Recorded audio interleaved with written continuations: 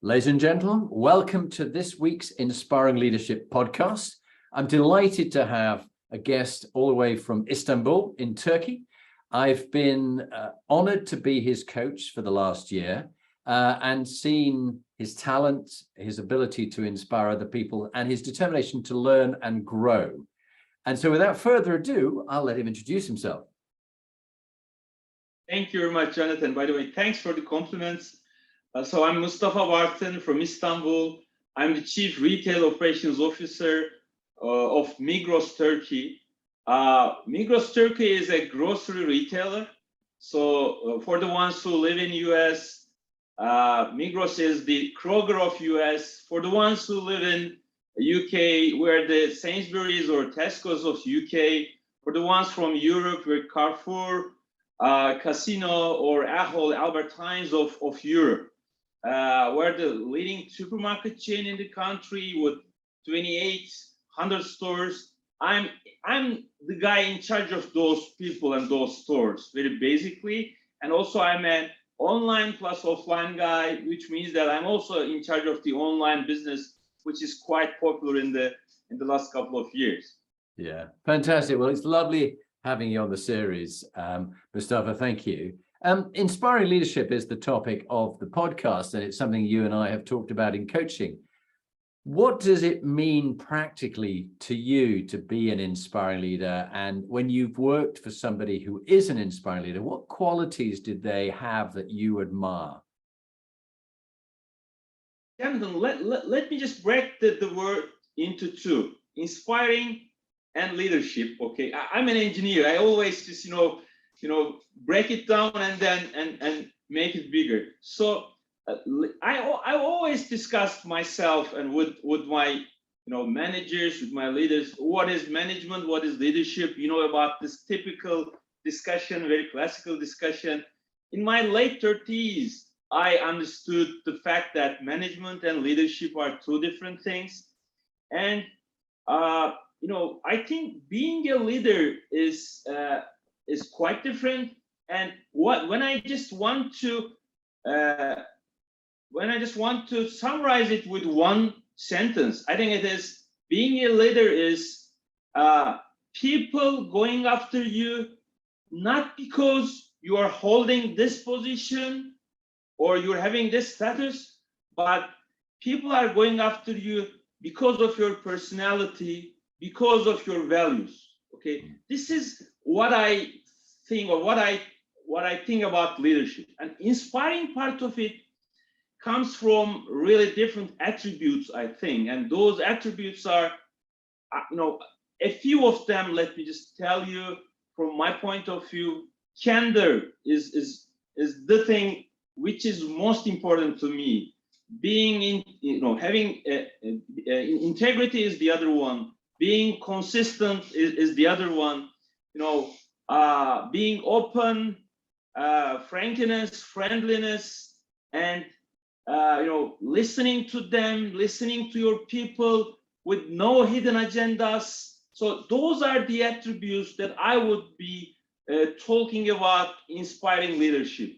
Yeah, beautifully put. And we've seen in the various world leaders, and certainly you've been watching what's been going on in America and in Britain, and of course with Putin, that many of the leaders we're seeing, sadly, in politics are more the antithesis of inspiring leadership. They are expiring leaders or misleaders. They mislead people.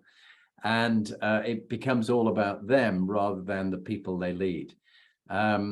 So you've had a fascinating life journey, and in our life journey, we have defining moments and people who've influenced us and caregivers who've shaped us. Tell us a bit about your upbringing, Mustafa, a bit about your grandparents, your parents, and how you've become the leader I've experienced you today, which is a very inspiring leader and always open to learning and growing. You've admitted you're never the finished product, neither am I. So what's shaped your life? Tell us a bit about that.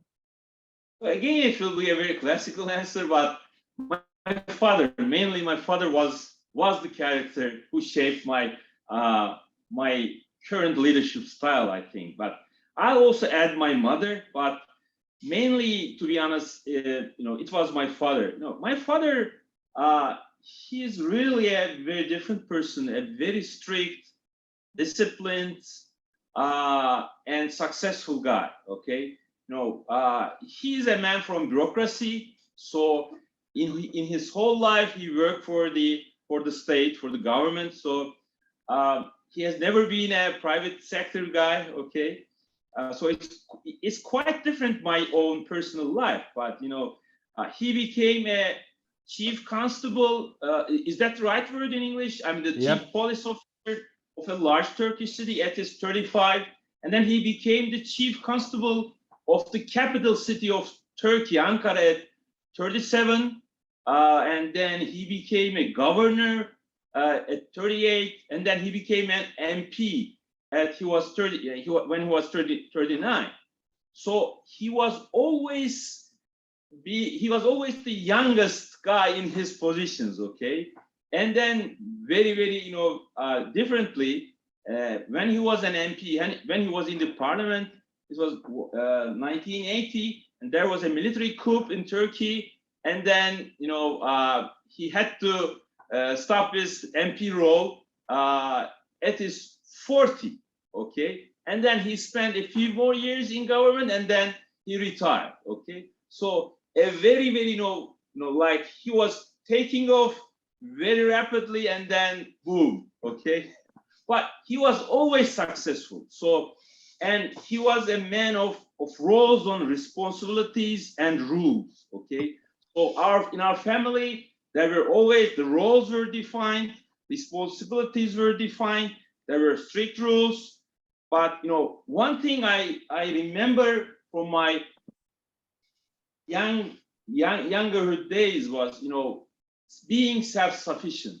Okay, he was a strict guy, but he always encouraged us to make our own decisions. Okay, he just guided us. He was strict, but he was not involved in our personal decisions. So that's he taught me how to be a successful person in the life, how to be a planned, organized guy. And my mother, she was like she was the unseen, hidden hero in our family. And I think I always believe in this servant type leadership. She was the person in our family who was the servant type leader. Okay, so she was always caring about us, and solving our problems, but never being involved in our decisions. So her style just probably guided me to be trying to be a servant type leader. Okay, so it was a combination of my father mainly, but of course from my mother as well. Yeah, and thank you. And it is very interesting when you have such a powerful father figure. It takes almost like an angel of a wife to work with such a big ego, to be honest, because very driven to be in charge of Ankara and to be a governor and then an MP before he was even 40. I mean, remarkable. But with that, there is always a cost.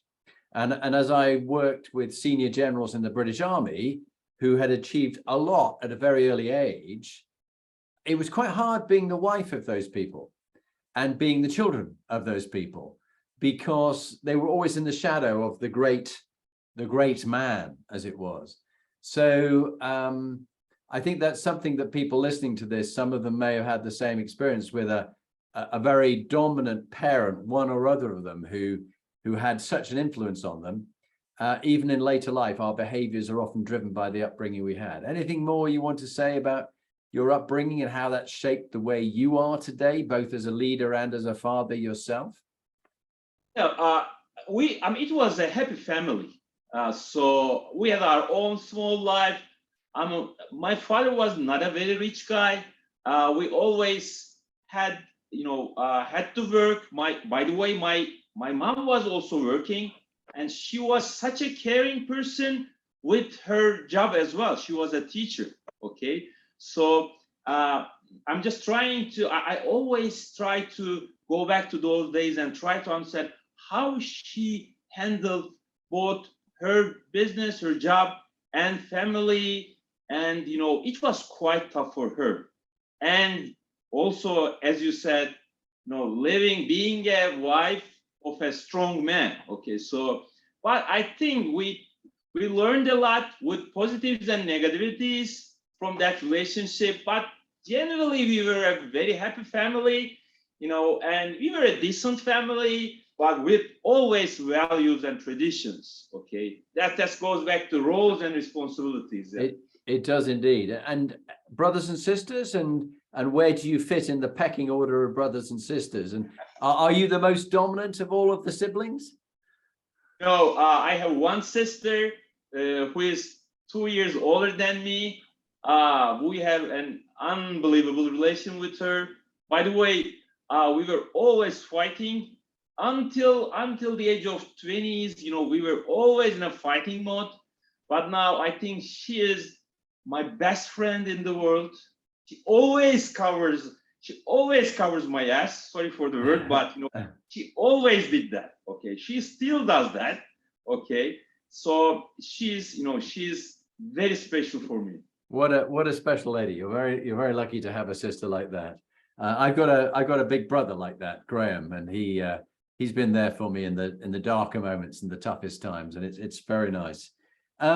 So in your life, happiest moments and proudest moments, if you could pick one in your work or your life, and then your darkest moment, the toughest time, and what you learned from each of those experiences.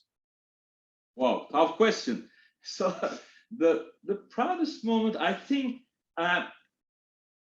people always remember the closest one in today. So I think this year I had the honor of lecturing, even it was for only one time, but I had the honor of lecturing in Harvard Business School, because we had a case study together with them, and the professor Tony Moreno, who was the author of the case, he invited me to lecture in person in Harvard Business School campus, which was, Harvard Business School was a dream for me. So it was really an honorable moment for me. Okay, and what I have learned from that moment, I always wanted to go to Harvard. Okay, but I always delayed that decision. By the way, of course, I don't know whether they would admit me, but that's another discussion. But I never tried hard for that. I always delayed that. When I was just after university, I was just in a hurry to earn my own life. Then I had different excuses. I would be promoted, so I said, okay, I'll try it 2 years later. 2 years later, and now I'm 48, and I had only 2 chances to go to Harvard. One was in 2016 for an executive education, only for 1 week, which was again great for me. And the other was this lecturing opportunity. But the learning was, do not delay. So I'm a person a little bit, how do you call it, procrastinator. So procrastination. Yeah. I sometimes do that procrastination thing. So I think I had to do it earlier and earlier. I had to try for that, but I didn't do that. It was a learning for me. Well, I'm really pleased that you did it. And I know they gave you lovely feedback from it.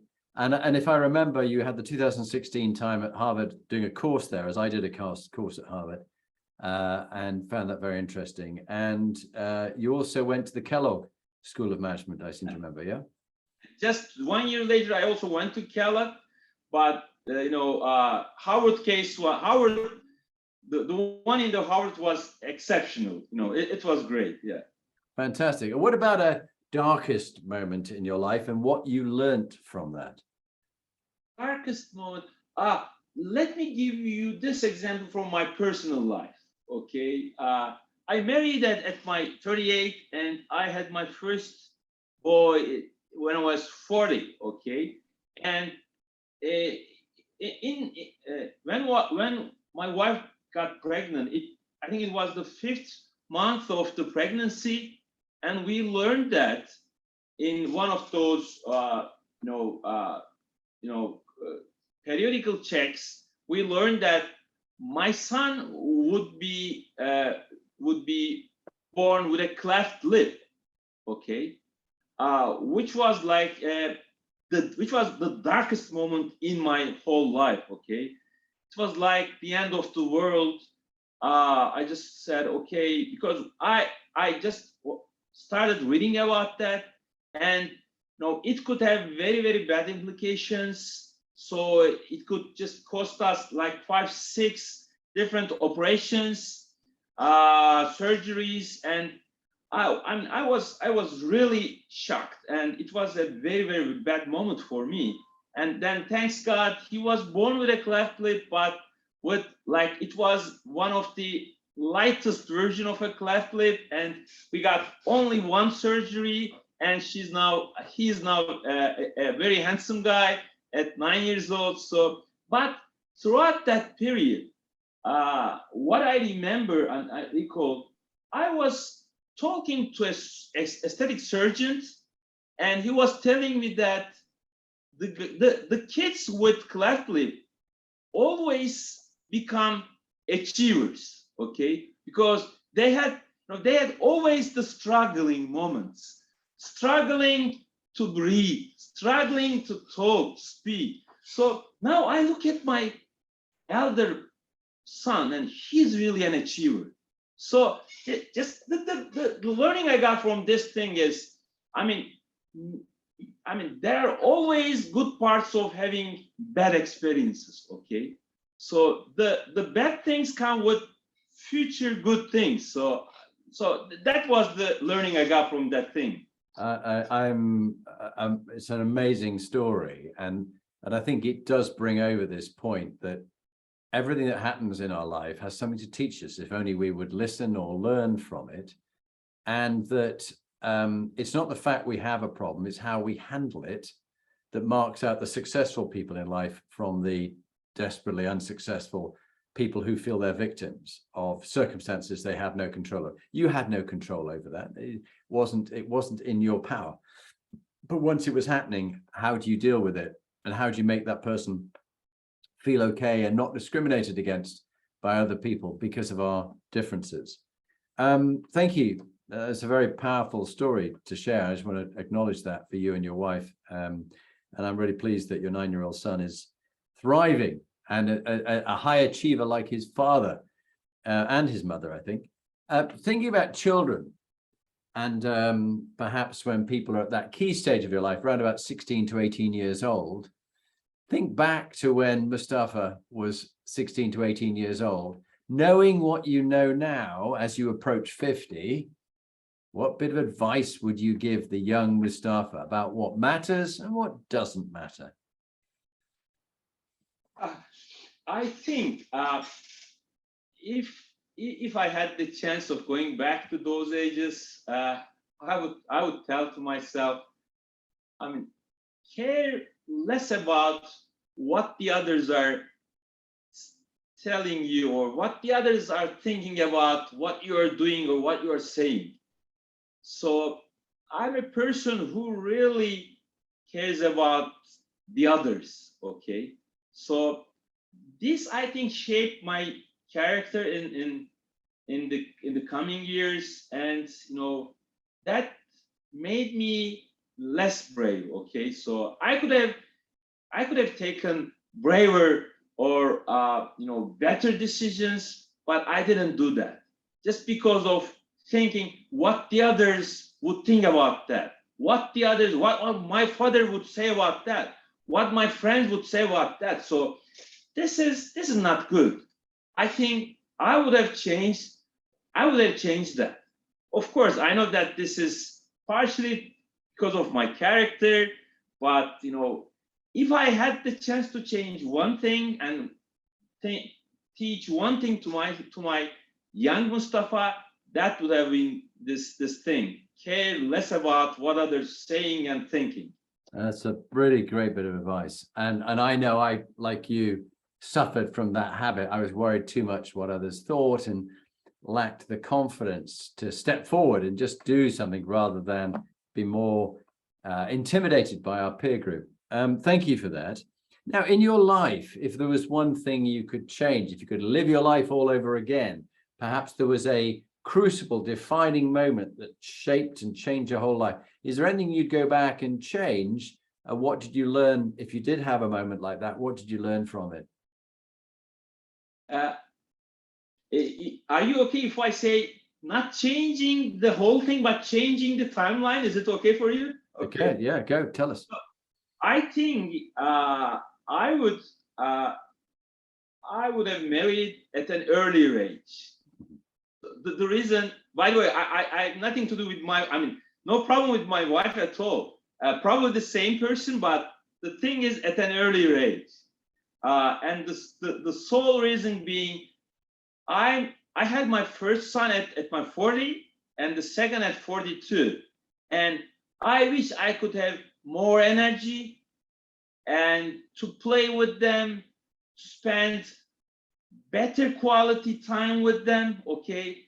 By the way, I have no health problems and I still have the energy. But when I see some of my friends at 30s, like having better time with their children, with a better energy, I really admire. Okay. So I think I would marry at my latest, or I would have my first son latest by 35, so that I could have a better life with them, because children, my sons, are the most important thing in my life.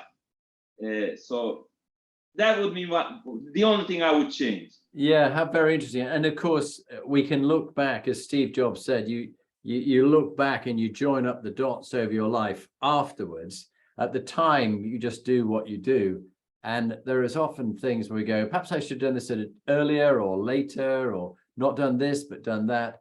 The fact is, these things have happened to us and we are where we are. But it is always an interesting academic exercise to think, what would you have changed? And others listening to think about whether they should not delay getting married till they're older, but do it when they're younger. We'll go around the Inspiring Leadership Compass, the 8 components, and we'll begin with the true north, the moral quotient, your values, your beliefs, the principles you've lived your life by. If you were to say your top 3 values, and what have you done when you let them slip and you had to get back on true north, back to your moral values and your authenticity? I think the top 3 would be, in the first question I was answering in the same way. So the top 3 would be, I think, first, by far, the first one would be candor. Okay, this word, I'm not a native speaker, so, but candor was the word that I learned from a guy called Jack Welch.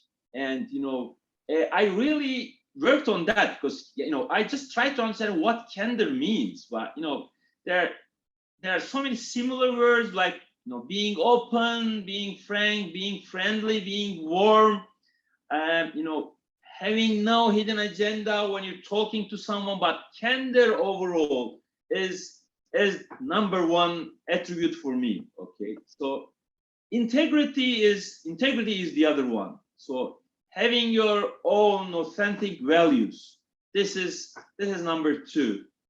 Number 3 would be, I think, I know that it is quite similar with integrity, but being consistent. Okay, because I always believe in the fact that a good leader would be the one who could persuade, who could convince his people. So in order to have this power of persuasion, you have to have the credit. Okay, you have to be a credit worth guy, and in order to have it, then you need to have this consistency, because consistency brings the credit, and the credit brings the power of persuasion. So I think top 3: candor 1, integrity 2, and consistency 3. So what happens, or when I when I behave in the opposite direction. I always believe in, whether you believe in God or you don't believe, you believe in energy, whatever you believe in, okay? I always think if you slip away from your values, something would put you in back, okay, with a bad experience, okay? This is my belief. So whenever I lose my consistency at home, at work, when I lose my candor towards my people because of lack of time, because I have another problem, and because I have some problems that I could not be smiling to them, then something happened which warns me, hey Mustafa, go back to your route, okay? Go back to your path. So I will believe in that energy which corrects me. So that always keep me fresh and alert. Hey, keep on your path. Keep on your direction, okay? So I like it. I really like it. Keep on your path is a particularly good one. And that takes us on to PQ, which is about your vocation, your calling, your in Indian, your dharma, why you do what you do. And I often found that a great guru of mine would say to me, are you living your life on purpose or are you living your life off purpose? And purpose and meaning link very closely to your values, but they're slightly different. What gives almost like spiritual quotient. It's almost like your very calling, why you're doing what you're doing. And I don't know whether you're a man of strong faith, but certainly this idea of what you're here on the planet to do. What would you say about why you do what you do in MIGROS? Yeah, I think the keyword is respect, okay? So respecting to something, okay? So and the first thing to respect to is respecting to my own self, okay? So in order to keep my respect to myself, so I have to do those things, okay? And this is the first thing. The other thing is respect to my surname, which goes back to my strong father, but respect to my family's values and what he and she has taught me, okay? So this is the second purpose of my life. And the third is respect to my own current family, to my wife, to my children, okay? So that's the number 3 purpose, I think. And and the fourth one is not respecting to something, but giving back to that spirituality, okay? So it could be the God you're believing in, it could be your society, so it could be your moral values, but giving back to who has helped you to bring you to this status, okay? So this is the fourth one. Yeah, I like that, and I think it's all too often we forget about our ancestors, our parents, the people who brought us in, and what our payback to society, to our God, to whatever it might be, and doing something which is beyond our selfish little person, that we're much more than that, and that we leave and make a difference, as we'll come on to in legacy. Health quotient is next. Brain health, physical health, well-being. I mean, it's clearly a difficult one when you're in such a busy job, having to travel all around Turkey, going abroad as well. But what works for you, Mustafa? What have you done to look after your brain health? And what have you done to look after your physical health? What tips would you give? First of all, I have to thank to you because of a lot of, tips that you have given me regarding my physical health, this breathing exercise, which I did, by the way, before this podcast, because I always do that, before special moments. The thing is, the book called Glucose Revolution, it would change my whole life, to change how I eat. This is the first thing. And the second thing is, this intermittent fasting, because I used to know that having more frequent Eating occasions was something good that was taught to us in our childhood, but it was not correct. So now I'm living on this intermittent fasting mode in the last 3 years, which really helped me. And the other thing is cycling at least 2 and sometimes 3 times a week, especially if I'm abroad. Unfortunately, I don't have the chance to do that, but whenever I'm in Istanbul, I do it at least 2, sometimes 3. That's very, very important. So for my physical health, those are the 3 things.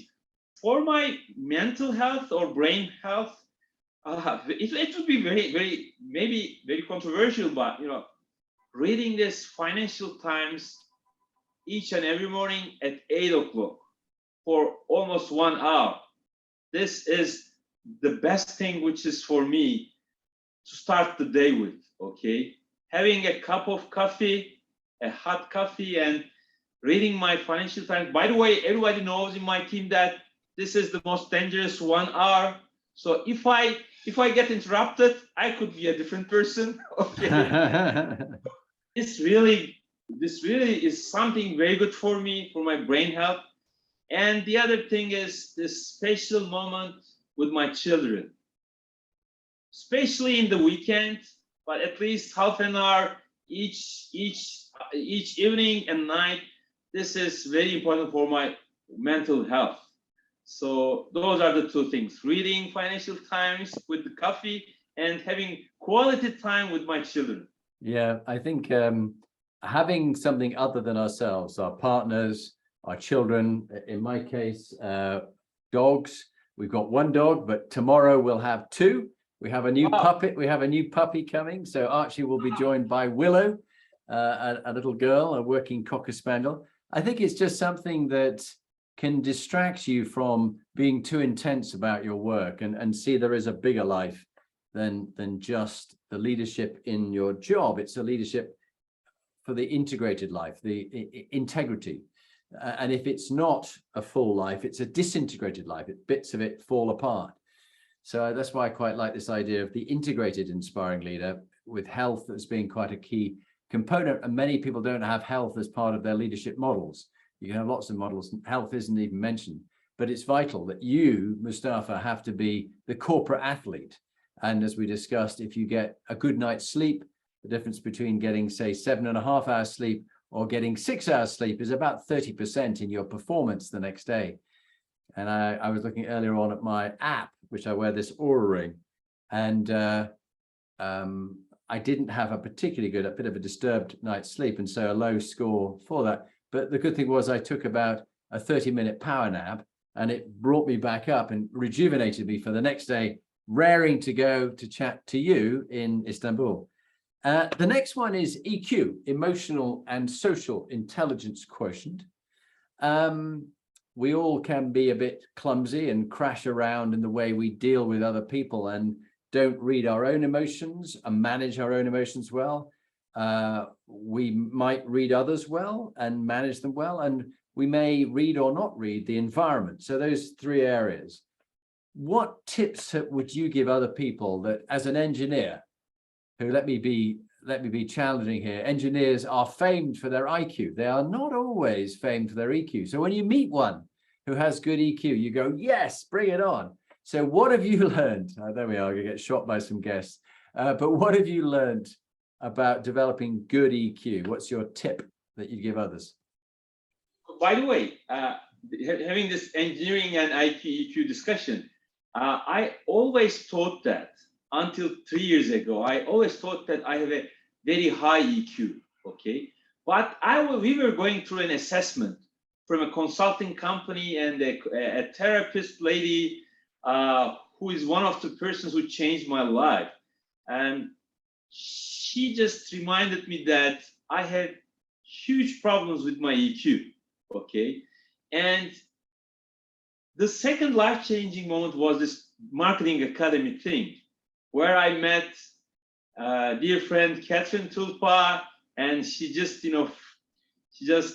connected together to you and myself, and I had this coaching thing. So I always make this confession that I was a person who did not believe in this coaching thing. Okay, and then at my 47, 48, I just understood that. I just noticed that coaching is something very, very important, because having somebody looking at you from an outsider's perspective, which has nothing to do with you. You have, I know you and myself have no working relation in business, no personal relation. So you have this, you have this outsider's perspective. That was very, very important, first of all. And I think,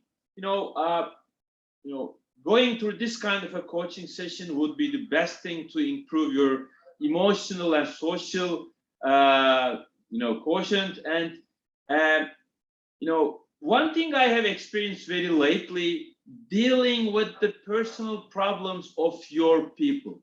Okay, so one thing I have discovered, just 3 years ago, one of my direct reports came to me saying that, hey, Mustafa, you had really a good education.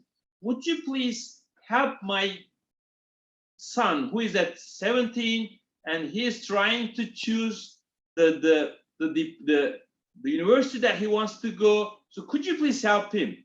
I could have said, hey, sorry, but I don't have time. But I said, okay, I will. And it was, by the way, I was on vacation. And I said, yes, why not? And I started kind of mentoring him, a guy at 17 years old. It was not easy.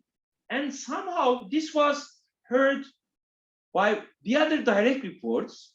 And probably I now became the mentor of almost all of their kids, okay, sons and daughters.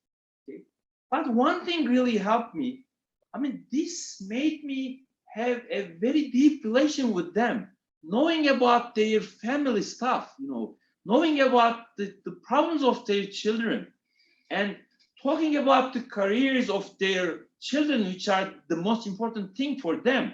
So, and I understood that having personal relations with them, spending time on their personal lives is really a very, very key ingredient for having this emotional and social connection and link with them. What a lovely story. And for you to be mentor to their children. It's funny enough, it's happened to me with the CEOs I coach, that quite often they ask me to mentor and advise their own sons and daughters. And it's a real privilege. And it's you're being let into part of their life. It's a very private area. And you have to tread very carefully, and you have to be really serious about it. But it's interesting you talked about the coaching that you've learned about EQ, and you had that realization a while back that you could develop it further. It's like a language, isn't it? I don't speak Turkish, but I could, I could make the effort to learn it at any stage in life. So it's harder later on when you're stuck in your way. But I, as a coach, have my own coach, a lovely guy, Jeff, and Jeff's in America, in Florida. And so he coaches me and supervises me, and I coach him and supervise him. And then as someone who is certified to coach speakers, CEOs as speakers, I also got my own coach. When I'm doing speaking, I have my own coach. And I just had a session before this call with Patty Shute, who is helping me with another speech I have to do for a private equity company. And really makes me think, and challenges my thinking process and gets me to perform better. So I'm with you on that. If it's good for other people, it must be good for you, and you need to keep learning and growing, I believe. CQ is the next one: collaborative, collective, cognitive intelligence. This idea of accepting people for their diversity, the way they think, equality and inclusion, people from different backgrounds. You're in a fantastic setting here, in that you're in Turkey, but you've spent time in America and Europe, and you've done the Marketing Academy course with people from all sorts of different nations. What's your tip about getting on with people who are very different from you, from different countries, different sexual orientation, different genders, whatever it might be, their difference? How do you accept it? By the way, I would be very honest. This was one of my negative points. Okay, so I'm really investing on this one for the last 2 to 3 years, and reason probably is Turkish business world or environment is quite more homogeneous. Okay, because we don't have so many people from other countries, other ethnicities. Sexual preferences is probably not very common. Or gender equality is still a problem. So we are more of an homogeneous country in terms of business culture. So I think because of this reason, I was not quite good at this point. Okay, but those international trainings, educations, programs, it really helped me. Okay, it's really helped me. That's why I try to always attend those conferences, education sessions. Marketing Academy was great because there were so many people from different countries, different backgrounds, different colors and different sexual preferences. So that was a great experience for me to sit together with them, to spend time with them. And that's why I would definitely advise anyone to go to international environments, and just to bear in mind that diverse teams always perform better. And that's why I started looking at my teams. If there's less number of females working in that team, I just put pressure on HR saying that I want ladies here. I want female people here. So just to keep that equality of gender, because women always add value, always add value. I'm trying to push that. So diverse team always perform better. I bear in this mind. I advise everybody else to bear in this mind as well. Thank you. Well, I'm really pleased that you were able to be so honest about, it was an area where homogeneity was more the norm in Turkey, and you're finding a way to be more international and see people who are different. And it's this idea of polarization, we are right, they are wrong, is one of the world problems at the moment in any nation. And Republican, Democrat, whatever it might be, Conservative, Labour in the UK, different parties and making other nations bad, evil, terrorists wrong. It's a real problem for us. Resilience is next, RQ. How have you coped with major setbacks, adversity and difficulties? What's your approach that works for you, Mustafa? Are you talking about the big ones or the small ones, or both? I would say if you pick whichever you'd like to share. I'll go with whatever you come up with. Well, I think one very common thing I do whenever I come across such an adverse situation, the principle is taking a break. Okay, so this could also be interpreted as being a procrastinator, but I always take a deep breath, take a break, and try to go out of that environment, okay, just to calm down my emotions, have a better thinking, okay. If possible, for example, if this is a big one, then I always try to change the location, okay. Just take a weekend away, just go somewhere, just go abroad, at least change the city where I am from. So that's the thing I try to do, and it usually helps, because then you have the time and calmness to make a better decision, to refresh yourself, and to go up. So that's the thing I try to do. Yeah, it's a really useful one to step back and take perspective. Somebody taught me, one of the CEOs I was lucky enough to work with, he talked about 10-10-10 and your best friend. 10-10-10 is how important is this issue you're getting very agitated about? How important will it be in 10 weeks' time? then how important will it be in 10 months' time? And then how important will it be in 10 years' time? And then if your best friend in business had the problem you're struggling with, what advice would you give him or her? Write it down and then take the advice. But we can't give the advice to ourselves. We can give it to our friend. We have great wisdom in advising our friends, but we just aren't good at taking our own advice. I had a client the other day, and she is working so hard, just 7 days a week, and has been for some years. And she's burning herself out. But she's saying to her own staff, take it easy, put boundaries in, say no to things. And I go, and what about you? When there's one finger pointing at other people, there's three fingers pointing back at you. So, just like me as a coach, I have to take my own advice that I might give as a mentor to somebody else, or the questions I ask others, I should ask myself or get my own coach to ask me.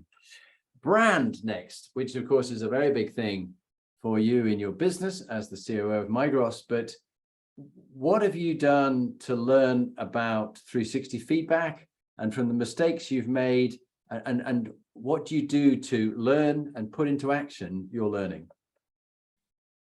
Brand, I think I would take your question from a different angle. I think all of us have our own brands, okay, and we have to invest in those brands.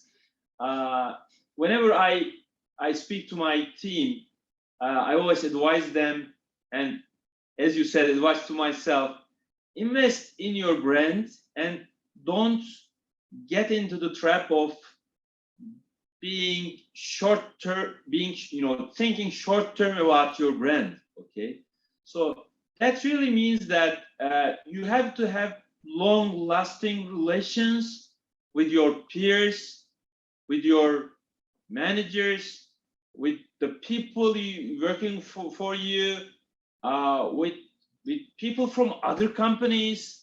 So just think about long-term and invest in your own brand. So this includes getting the feedback from your peers.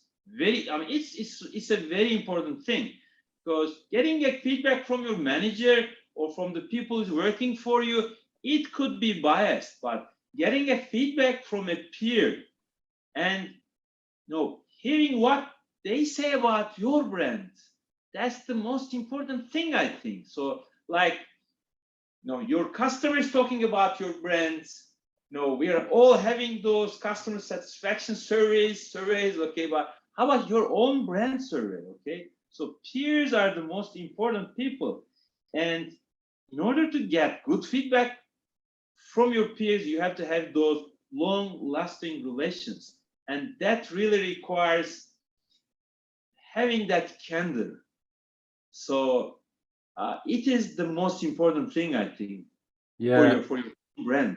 I couldn't agree more. And if you're part of a C-suite reporting to a CEO with your own division that you run, many people think their own division is their first team, but it's not. Your first team is your peer group. And I know, looking back in my days in the army as a company commander with other company commanders, I was competing with them because we all wanted the top slot to become the commanding officer. I wasn't collaborating with them. I could have done much more and seen them as my peers in my first team, and my own division company that I ran was my second team. Doesn't mean you don't look after it, you do, but you just need to think bigger for the goodness of the organization. The level you report to, that's your first team, and people get that wrong. Legacy, the next one, LQ. Leaving things better than you found them. I mean, you've been now at MIGROS for some years. Before that, you were at Hewlett-Packard. Before that, you're at MIGROS again. What's your belief on leaving things better than you found them in each job that you do in a company? Because you've done different jobs as well. Legacy is a word I really love. We discussed this before with you. I remember that, but I think the most important things that I would be remembered as, I think, I would be willing to, people saying about me that, hey, this guy really taught us that being successful is possible without being an asshole, okay? Before being, using those words, but, so, I don't like toxic environments. And I don't think that there's a very strong belief in the business community that successful people always come out from strong characters with high egos, okay? And, no, I think I would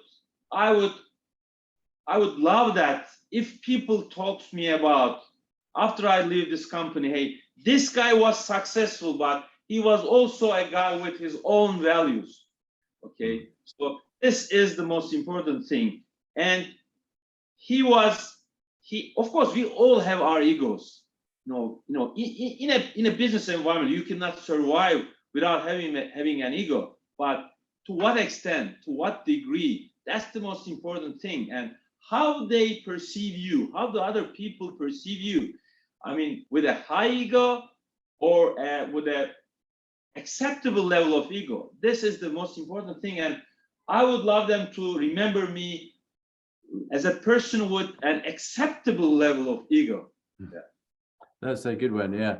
We have to have a certain amount of inner confidence, but we've got to be careful it doesn't slip into arrogance, as we've seen in many political scenarios recently, where it's come unstuck. People do come undone because everybody wants someone with encouragement, positivity, and a quiet inner confidence, but with humility and humanity, and they're willing to admit that you're wrong.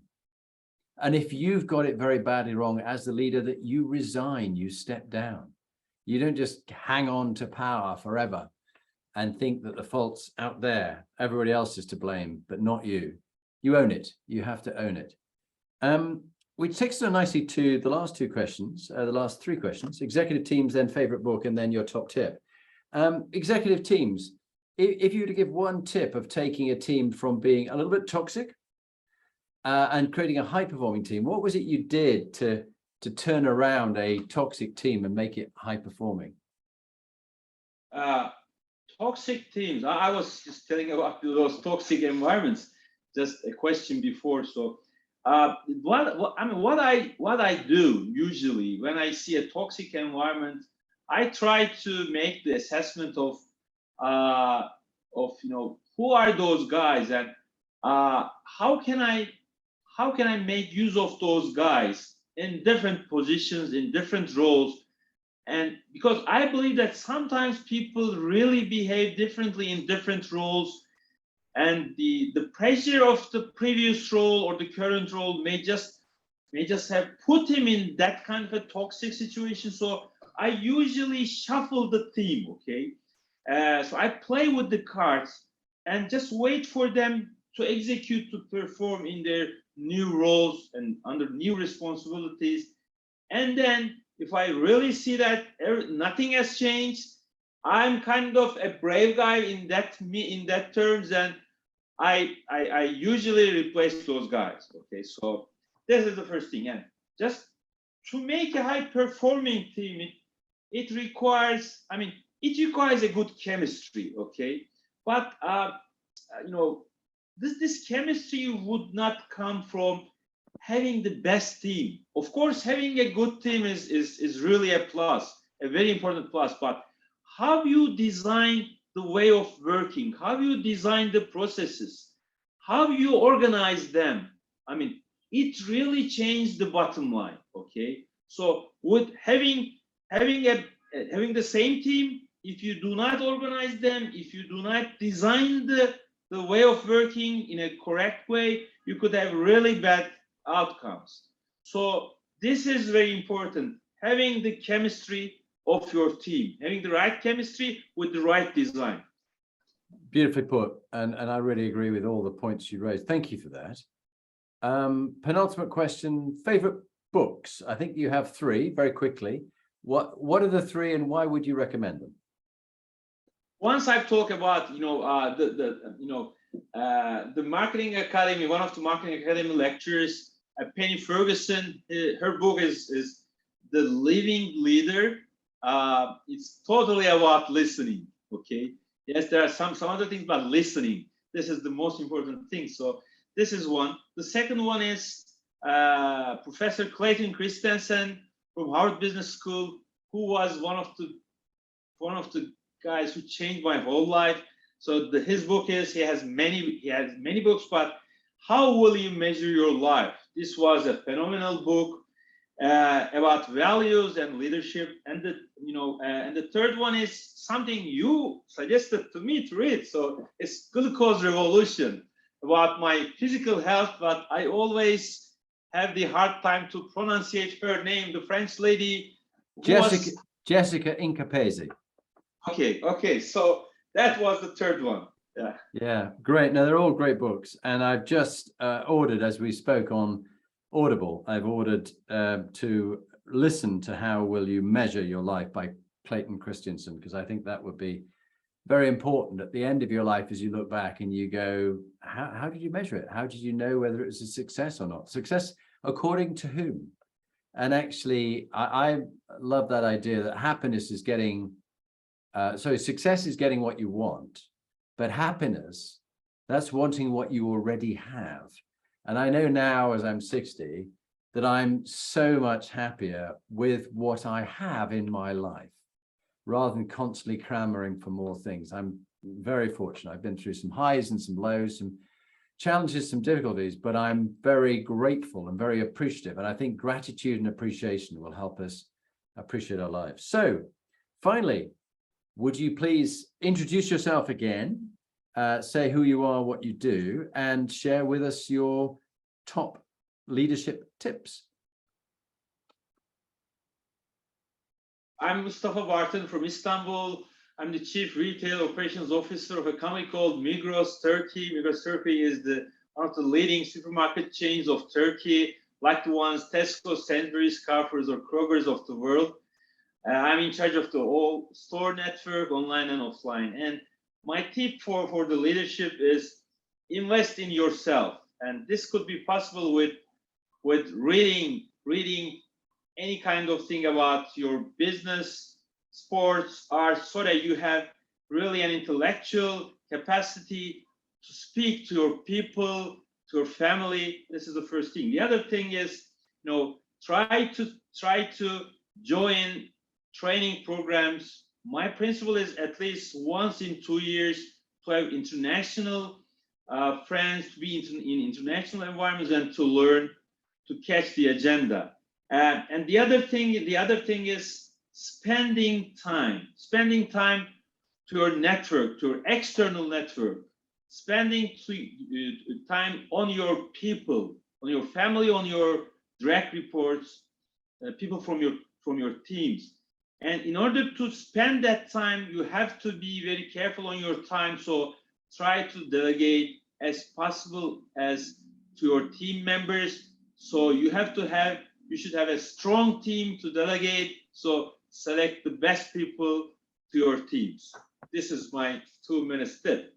Thank you very much indeed, Mustafa. And it's been a real honor having you on the Inspiring Leadership program. And thank you for your contribution today. Thank you for inviting me. And that was a great honor for me to join.